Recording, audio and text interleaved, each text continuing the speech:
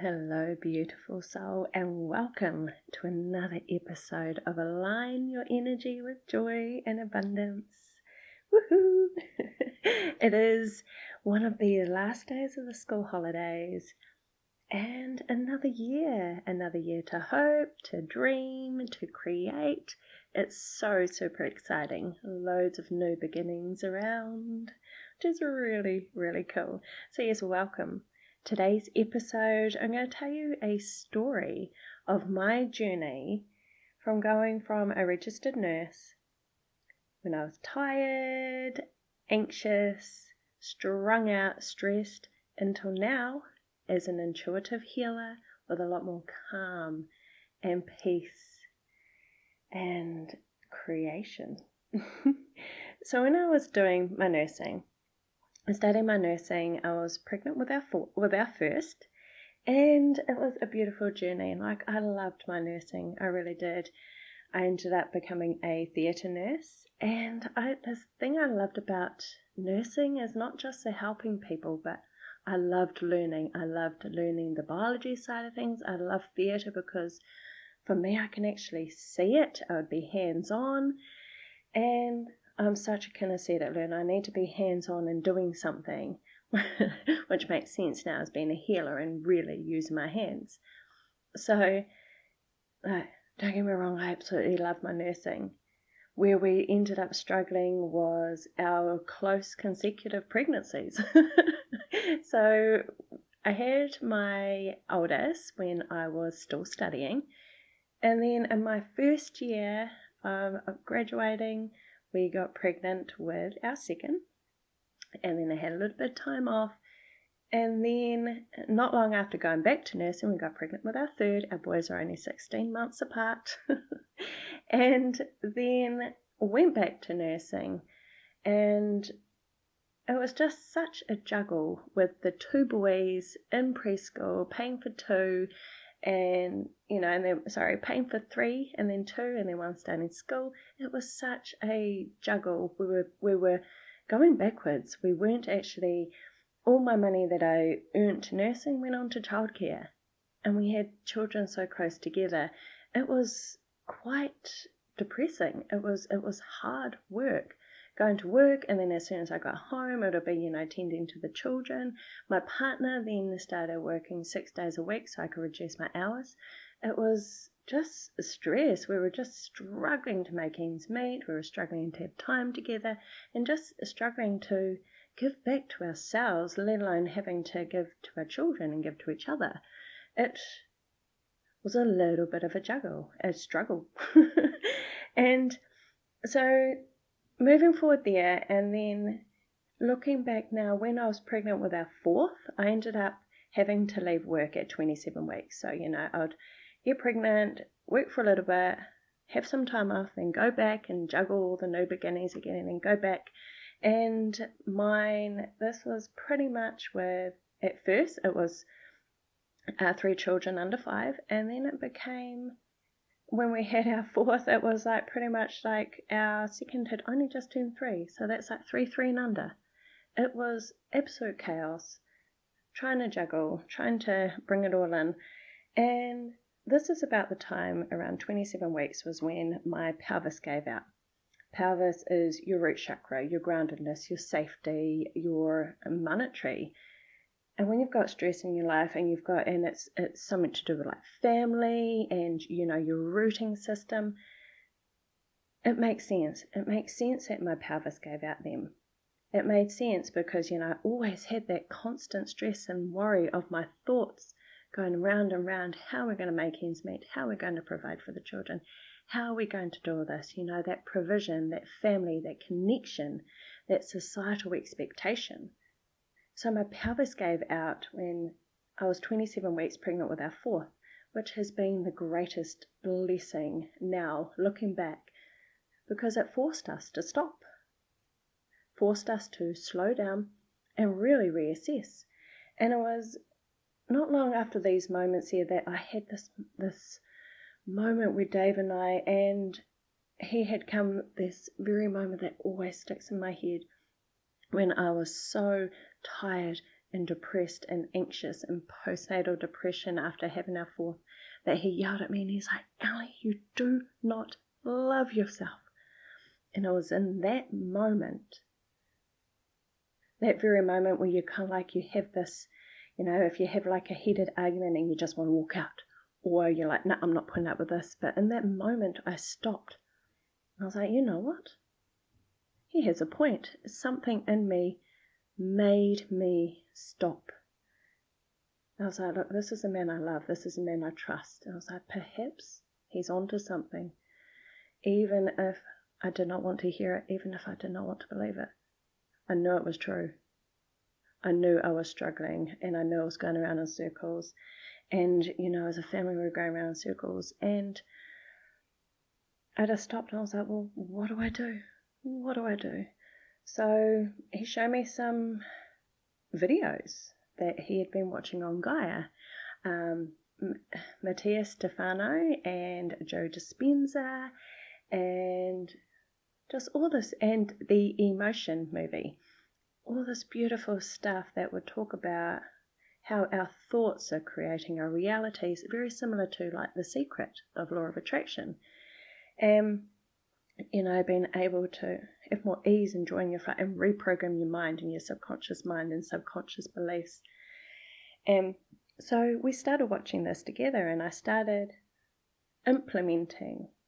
It all seemed like everything was like so overwhelming, and I thought to myself, if I can do just one thing per day for me, just one thing, what could I do?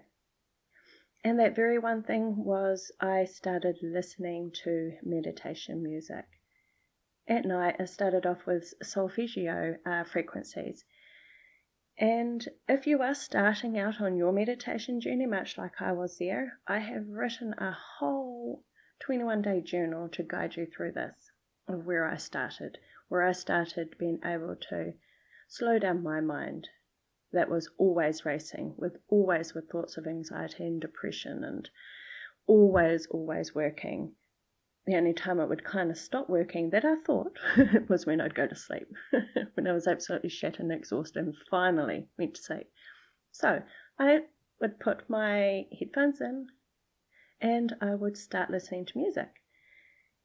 And so with the meditation music, like 528 hertz is for your love frequency, or 400, and I can't remember if maybe it is for like 28 or something along those lines as well, would be like your healing frequency. And so I chopped and changed between those two.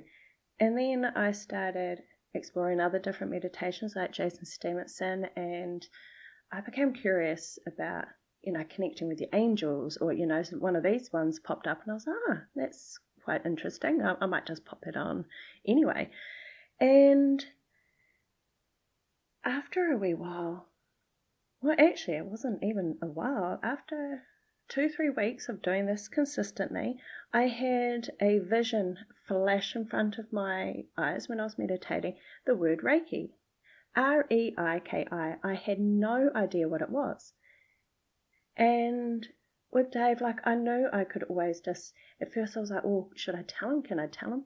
And I went to him kind of like when you have like the tail between your legs and you want to tell someone something, but you're scared that they're going to think you're crazy, if you say you see ghosts or anything. But anyway, I went out to him and I was like, Dave, and I was like, I saw the word Reiki when I was meditating, Reiki.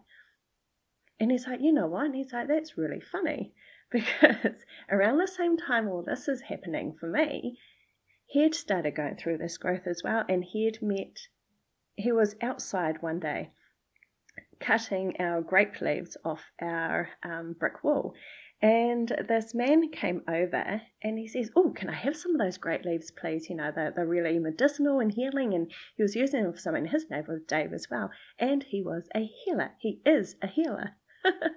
And they got chatting, and Dave had done his life coaching and about self-limiting beliefs and all that, and they kind of hit it off. And this Dave lived just up the road from us. He and Dave had kind of met up with him with some of the healing and one of the group events, healing events that he'd been doing. And anyway, he met this woman who I'm still in contact with now, Ivana. And Ivana had messaged him and said, hey, look, do you know, in a few weeks prior to me mentioning this, do you know anyone who wants to do Reiki? And he had ignored the text message because he's like, meh, I don't even know what Reiki is, and no, I don't. And when I mentioned it, he's like, you know what, babe? He's like, I do. He's like, Ivana was asking if anyone knew, wanted to do Reiki. And I was like, oh, sweet. And I was like, I have no idea what it is, but can I do it? And needless to say, that very weekend, there was one space left on a level 1 Reiki course. And again, I still had no idea what it was. I had to look up and I thought, okay, yeah, but that's some sort of energy healing. And I was like, healing? I was like, oh, I'll see. And I was like, obviously, that's exactly what I need right now. And so I messaged, and his mum paid for the course because it was very, like, it was only like a few days, and I was like, how are we going to pay for it? How are we going to do this? And I mentioned it to his mum, and she's like, oh yeah, I'll pay for it. And so she paid for the course. I got the last spot on the course. And when I went there, and meeting Annette for the first time, I was like, man, I could just, if you can, we are such energetic beings. And I walked into this room and it felt so calm, like I could feel it. For the first time, my body felt calm and safe. And so I walked into that room, with others. I sat up the front. I was so eager to learn. I was so eager to heal. I was so eager to just absorb whatever I could to make things better. I kind of knew there was something more. And so, yes, I was like one of these really, really, I was way at the front and I'd lean forward because everything she was saying was just so intriguing. I was just absolutely gobsmacked. It just felt good. It felt right. It was all in correct, all in divine timing. And through the course, we went through, like the chakras, and I'd kind of dealt with them a little bit, dived into them a little bit. I kind of knew where they were, but I didn't know what they meant. And in the training, we were all given it like our booklet as part of it. And it goes through the different areas of, like as a general chakras and what it could mean and where you're holding, where you feel the energy. And usually, like with level 1, you just kind of, you get attuned to Reiki, and then you feel, for me, it feels like a magnet. So if I put my hand against you, I can see what chakra is needing the healing. I can see where in your body, feel it, where your body needs healing. Because your body's absorbing that life force energy through me into you. So I'm a channel for this healing energy, and your body guides me exactly where it needs to go. So it talks about so that first level 1, you are doing your own healing. You are every night. It was like a kid in a candy shop. I was so excited because I could do Reiki each night. And I was like, oh, where do I need Reiki tonight? Oh, it's in my heart. Or, did I not show love today? Have I felt love? Do I feel love today? And then, or I'd feel it in my, my root chakra, and I'd be like, okay, what does that mean? And every single one has a meaning. It could be like if you're feeling it in your third eye, you're holding on to old grief, you're rationalizing your internal experiences, you're not allowing life to flow through you. So where you're feeling it, and then it kind of wakens, and that's the area for, to heighten your intuition, where you are able to just allow. When you start allowing, and you start facing things, and you start accepting things, that's how those energy centers then become aligned and clear. And it was just so absolutely fascinating. And one of the biggest lessons I want to talk about here is with this huge transition, I started becoming open to new information. I had, gone up until then and nothing had changed. I was doing the same patterns, same habits, same thought patterns, and I was seeing the same results in my life. And it's not until now, this is maybe around 10 or so years ago, it's not until now that I actually realize that your outer world, everything in your outer world reflects your inner world. So your thoughts, your feelings, your beliefs, your subconscious beliefs, the emotions that you have stored and you have not felt are all there resonating. They all have a frequency. And those frequencies are what drawing to you the experiences that you're seeing outer. So your external world reflects your inner world. And, there were times that I would get down on myself where I would start following the moon cycles. Like as a mum with 4 children, it was so chaotic trying to do any of my healing other than at night time doing myself Reiki. I would then try and, do my own self-healing, and the only time I could do it is maybe on like the full moon. I thought, okay, kind of, put the thought out to the universe. I was like, okay, I want to dive deep. I want to heal more. What else can I do? And if it's one day a month and you're a mum and you've got 4 children, one day a month is manageable, right? Because life gets in the way. Life can be so busy. And if we're not intentional about what we're wanting to achieve, if we're not intentional about how we want to turn up in the life, what we want to do, what we want to be, what we want to achieve, if we don't have that intention, then life gets in the way and life runs us. So I set the intention of every full moon to have that time for me, and I ended up writing a wee ebook about it, and just a little like routine and ritual. And the full moon is a brilliant time to bring to light that which you have not healed, that needs, that needs healing, that needs acknowledging, that needs feeling. Or it's also a heightened intuition point where there are signs that you may have missed during the month, that where things are on course or off course. And so I started just really diving into it in the shadow works, and I was so much more open to working on my shadows than I was to accept my light. I don't know if you can relate to that, but it's so much easier to kind of nitpick at ourselves and say, oh yes, that needs healing. Oh, ouch, that needs healing, as opposed to fully accepting yourself now and just like, yep, that's me, that's part of me, and I can work through it, I can accept it, I can acknowledge it, or I can change it. And so I would do that, every full moon. And then it would start, it took me quite a few moon cycles, probably like a year and a half of doing the full moon and integrating some of the other aspects of the cycle. There's 8 parts to a moon cycle, 28-day moon cycle. And before I could integrate the new moon. So the new moon is when you're able to put your intentions in and your manifestations, because I had to do a lot of work around self-worth. I had to do a lot of healing around trauma.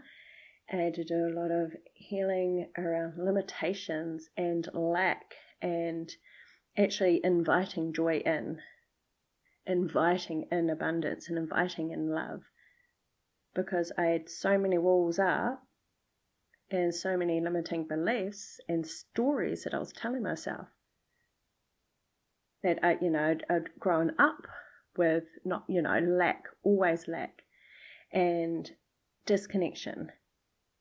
And so, of course, that's kind of all I know. But then that is not just from mum and dad. Like, there's no point, there's no blame here, because it was shared through generations from what they've seen as well. And so you only know what you only know, right? And it was so hard to, start accepting my light, my magnificence, and everything, every single choice and decision that I've made has always served me in some way. It's either a way that I've felt protected. So I stopped beating myself up. Sometimes it's okay to stick your head in the sand because things have been too hard. I was there. I've been there. You stick your head in the sand. I was like, nope, I just want to be looked after. I don't want any part of this at the moment. And it will serve you until it doesn't. So I got to the point, as I was saying, with the full moon, and then I'd get so frustrated that I would be repeating the same habits or the same messages, and things would come up until I faced them. And then I realized, look, it's okay to face them and step into that fear. It's okay to fully feel it. It was okay to feel angry. It's okay to feel that rage. It's okay to cry. Whatever came up in that moment, whatever you felt is right and true for you, it means you're human. I stopped beating myself up as I was healing, and as I was telling and teaching these healing principles. I would then start to feel hard on myself every time I felt angry, or I'd have an anger outburst, because I'd be like, oh no, that's not what a healer does, and then I'd start to internalize. So I had to let all that go and realize actually anything and everything that comes up is serving your purpose and serving a purpose. It will show you what you do want, what your soul wants, what your soul does not want. Show you when you're on your path, you're veering off your path, or it just means that something is really important to you for your learning, for your soul, for your growth. And every single part of you is okay. It's being able to accept you as you are, shadows, light, all of you. We are human. We are incredible. And we can always, at any single moment, choose a different story. So that's one of the two things I want to ask you today. What stories are you telling yourself? Are these stories that you're telling yourself empowering you, or are they disempowering you? There are always ways that you can grow and you can learn and you can accept and let go.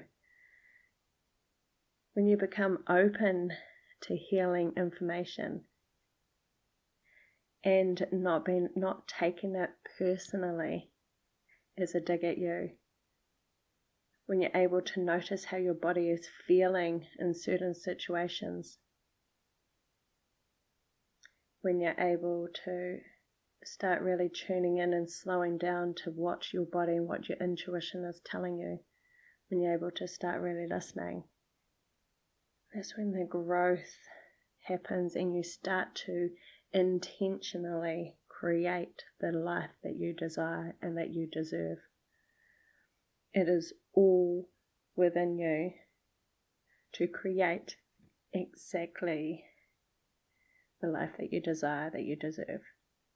And I'm here as a healer and shining my light to encourage you, to embrace you, to support you, to do the same.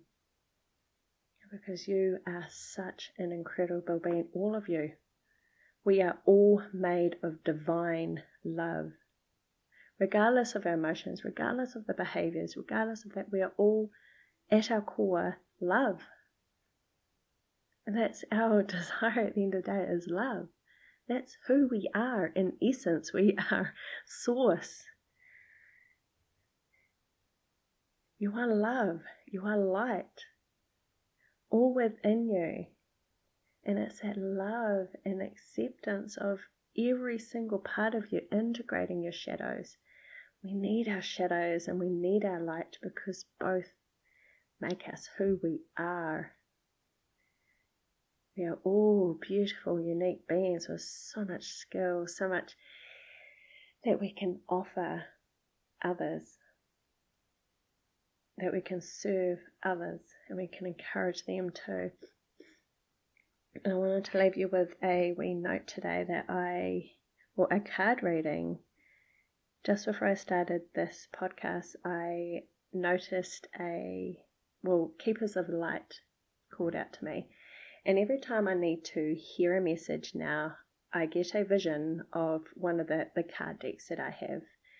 And Keepers of the Light sung out to me today. And I've got Serapis Bay. And the message is Ascension. Move into your true self. Rise above the darkness. The light is here. The stars cannot shine without darkness. You may have experienced a low state of being, trauma or depression, but this is a new beginning. Become aware of growth. There is always a room for improvement. There's also a sense of presentation now. You may be receiving documentation or certification to acknowledge your growth or experience. It's important to cherish this time and to realize that without the obstacles or the challenges that you have faced, you wouldn't be as strong, powerful, or focused as you are today. You are ascending personally and spiritually at this time, and the universe is here to support it. How wonderful is that? So, my love, what stories are you going to start telling yourself?